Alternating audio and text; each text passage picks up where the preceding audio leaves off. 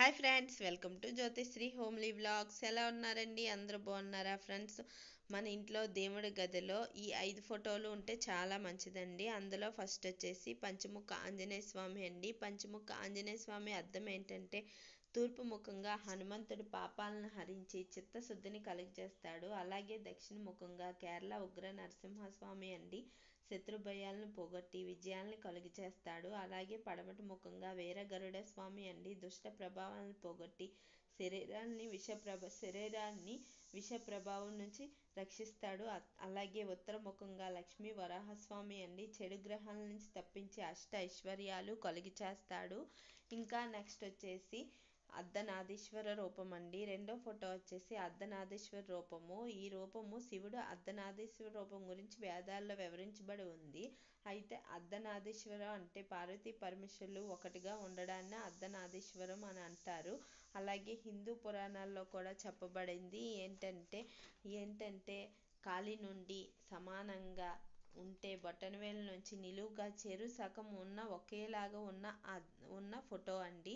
అర్ధ అంటే సగము అని, నారి అంటే స్త్రీ అని, ఈశ్వర అంటే సగమైన పురుషుడు అని రూపం కలిగి ఉండటం అని అర్ధనారీశ్వర రూపం అంటారండి.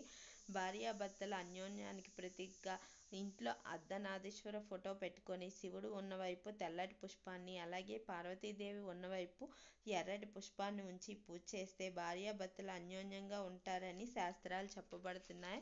ఇంకా లక్ష్మీ నరసింహస్వామి ఫోటో అండి. ఈ లక్ష్మీ నరసింహస్వామి ఫోటో ఉంటే ఏంటంటే చాలా మంచిదండి. మన ఇంట్లో లక్ష్మీ నరసింహస్వామి ఉగ్ర రూపంలో ఉన్న లక్ష్మీ నరసింహస్వామిని పెట్టకూడదండి. సాదాగా ఉన్న లక్ష్మీ నరసింహస్వామిని పెట్టాలి. ఇంకా ఇక్కడ వచ్చేసి శ్రీరామ పట్టాభిషేకం ఫోటో అండి.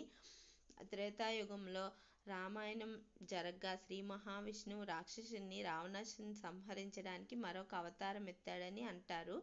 10 అవతారాల్లో 7వ అవతారం రామావతారం అంటారు. అలాగే శ్రీరామ పట్టాభిషేకం ఫోటో ఉంచితే మనకి శ్రీరాముడు అనుగ్రహం అనేది కలుగుతుంది. శ్రీరామ పట్టాభిషేకం ఫోటో ఉంచుకుంటే చాలా మంచిదండి. ఇంకా నెక్స్ట్ వచ్చేసి లక్ష్మీ అమ్మవారి ఫోటో అండి. ఏంటంటే లక్ష్మీ అమ్మవారు సిరి సంపదలను కలిగి ఉంటుంది. అలాగే సౌభాగ్యానికి, సంతానానికి, ధైర్య సాహసాలకు కూడా విజయాన్ని చేకూరుస్తుంది. అలాగే ఆదిదేవత. ఇంకా లక్ష్మీదేవి ధనానికి అధిష్టాన దేవత. అలాగే లక్ష్మీదేవి 4 చేతులు కమలహాసంపై ఉండి చేతుల్లో కలువ పువ్వులను పట్టుకొని ఉంటుంది. లక్ష్మీదేవి కలువ పువ్వులు పట్టుకొని పద్మంపై కూర్చొని ఉంటుంది. వెనుక ఐరావతాలు బంగారు బిందెలతో ఉన్న ఫోటోలు అయితే ఇంట్లో పెట్టుకుంటే చాలా మంచిదండి. మనకి సిరి సంపదలకు లోటు లేకుండా, అన్న వస్త్రాలకి లోటు లేకుండా ఉంటుంది. ఈ లక్ష్మీ అమ్మవారి ఫోటో పెట్టుకుంటే మనకి అన్న వస్త్రాలకి లోటు లేకుండా ఉంటుందండి.